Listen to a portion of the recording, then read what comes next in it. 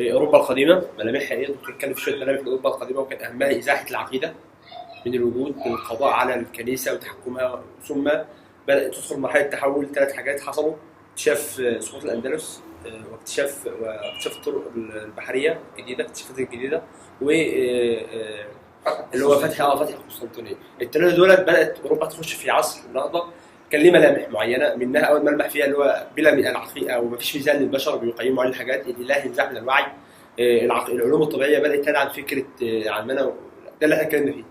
يعني مفترض بقى طبعا ندخل بحته ايه، ازاي مظاهر عدم وجود الاله في النظام السياسي. يعني كيف تبدى عدم وجود الاله وعدم وجود الموازين في النظام السياسي الحاكم، ولا هي حياديه؟ ماشي، ممكن نبقى نتكلم فيها، بس هقول لك برضه نفس الفكره اللي انا وصلتها لك. هو دلوقتي حضرتك اصل المساله كلها مساله الالوهيه او الاله.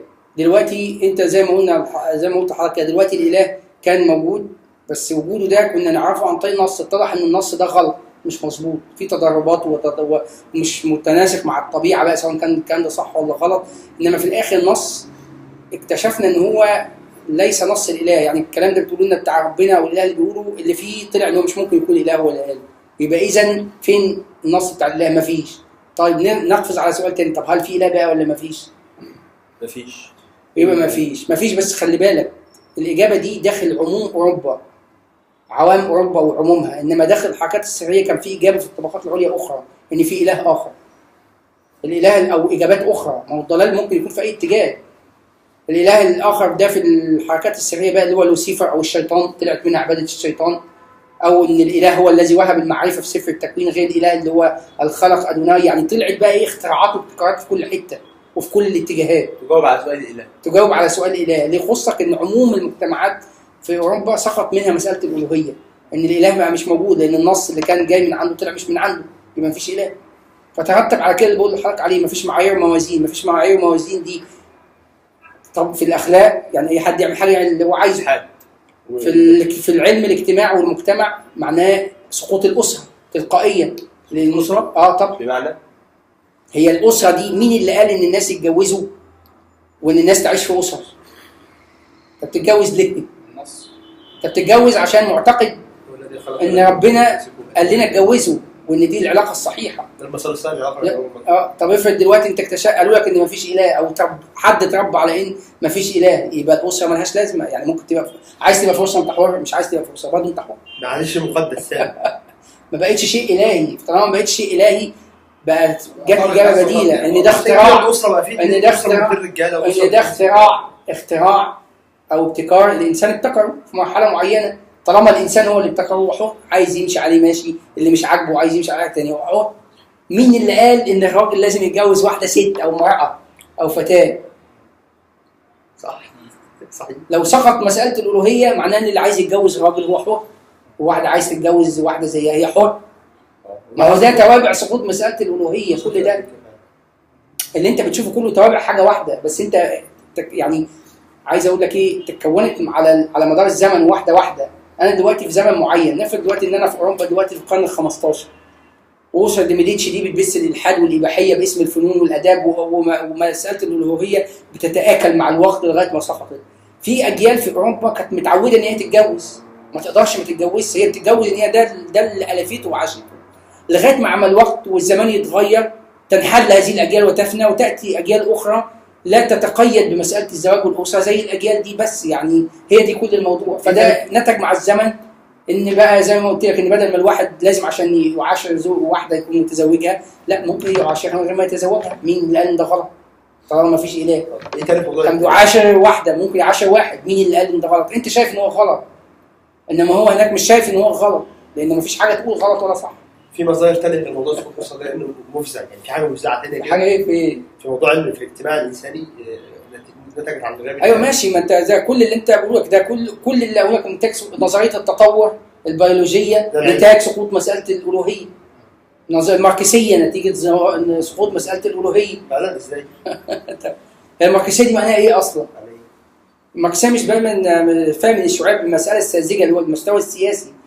الماركسيه او الفكر الماركسي عباره عن تطوير سياسي لنظريه التطور البيولوجيه. نظريه التطور دي بتقول ايه؟ معناها ايه؟ نظريه التطور دي كانت الخلاصه بتاعتها سيبك من التفاصيل، ان دلوقتي بقى ما عندناش اله، ما فيش اله. امال البني ادمين دول جم منين؟ ما انت كل حاجه هتدور على اجابه بقى. تطوروا من ما عندناش اجابه البني ادمين جم منين، لازم عايزين نحط اجابه بس بعيد عن الاله، لان ما عند الاله اصل انت عشان تقول اله اي حاجه هتجيب فيها الاله يبقى لازم عايز نص، عايز وحي. ما عندناش نص وما عندناش وحي، نعمل ايه؟ يبقى ندور على اي اجابه ونبتدي نبتكر بقى ونحط نظريات وننشئ علوم بس بعيد عن قصه الاله، لان دي هتدخلنا في النص ومفيش نص. فدلوقتي نظريه التطور دي هي جت منين؟ جت من اجابه على السؤال الثاني، كان في اله خلقنا. دلوقتي قلنا مفيش اله، يبقى مين اللي جابنا ولا جينا منين؟ فنبتدي نحط نظريه في بناء في هذا الاطار. نظريه منطقيه، حاجه ان احنا جينا من حاجه سبقتنا وحاجه سبقتنا حاجه سبقتنا وهكذا لغايه ما شكل الاميبا او الخليه الاولانيه. طب يا عم الخليه الاولانيه دي جت لك منين؟ يقول لك الخليه الاولانيه دي كانت جماد. طب وايه اللي خلاها حاجه حيه؟ وانت اي حاجه انت الى الان تقدر تحول الجماد لحاجه حيه؟ يقول لك لا، اصل هبط على الارض قدر هائل من الطاقه تجمعت بيه المواد العضويه ومش عارف حصل ايه، ويرسم لك فيلم كده هندي، فيلم هندي عشان بقت خليه حيه. ما عندهمش ادله على اي حاجه اصلا، كله في الوقت. فهو اللي بقوله لك ده نظريه التطور كبديل للخلق في البيولوجيا دخلت في كل شيء عشان تفسر كل شيء بديلا عن الاله او عن مساله الالوهيه. وهي الماركسيه دي اسمها الحكمه التاريخيه. يعني ايه؟ انت في العقائد او الديانات ان الاله خلق الانسان وهو الذي ارشده الى الانظمه الاجتماعيه زي الاسره، وهو اللي ارشده الى الاخلاق وارشده الى القيم وقال له على العقائد. بعد كده البشريه يعني اذا كانت ضلت اذا كانت غفلت فالنهي ربنا عز وجل بيرسل يعني انبياء ورسل. لكن انت دلوقتي لما قلتش في اله هترتب على الكلام ده الاسئله الاتيه. السؤال اللي قلنا لك عليه الاول سيبك من البيولوجيا بقى اللي هي بتاعت التطور، الاسره جت منين؟ الحاجه الثانيه السلطه جت منين؟ يعني عايز افهم خلاص. المجتمع وتوزيع الثروه، وان ناس تبقى معاها فلوس ناس ما معاهاش، جه منين؟ كل الاسئله دي بيجاب عليها بنفس طريقه نظريه التطور البيولوجيه، ان احنا نرجع لورا ونفترض ان كان في حاجه قبل المرحله دي او الشكل ده وقبلها شكل اولي وقبلها شكل اولي وهكذا، الى ان تفترض ان كان في شكل معين في البدايه وكل ده جه منه. فالعبره في الماركسيه او العله الرئيسيه فيها او في التفكير الماركسي كله دلوقتي افكار الانسان اساسا او نظرياته او اعتقاداته هي نفسها جت منين؟ يعني الحاجه المحوريه في الماركسيه ان الماده سابقه على الفكر.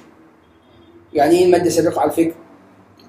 يعني الظروف والملابسات هي تصنع الافكار، وتصنع الافكار يعني هي اللي تصنع الانظمه الاجتماعيه والقانونيه والتشريعات وهكذا. لما تطور وسائل الانتاج بيبدا يظهر وضع جديد. هو بقى رسم مسار معين افترض فيه ان هو في مرحله معينه بتاعت الراسماليه، وان في مرحله اخيره هيصل اليها التطور ان هي يبقى الاموال وكل شيء مشاع. بس خلي بالك مش الفلوس بس بقى، ما بيتكلمش على مساله الاقتصاد لوحده، بيتكلم على الاقتصاد وعلى الاجتماع وعلى العلاقات الاخلاقيه والانسانيه وعلى نظام الاسره، على كل شيء مع بعضه.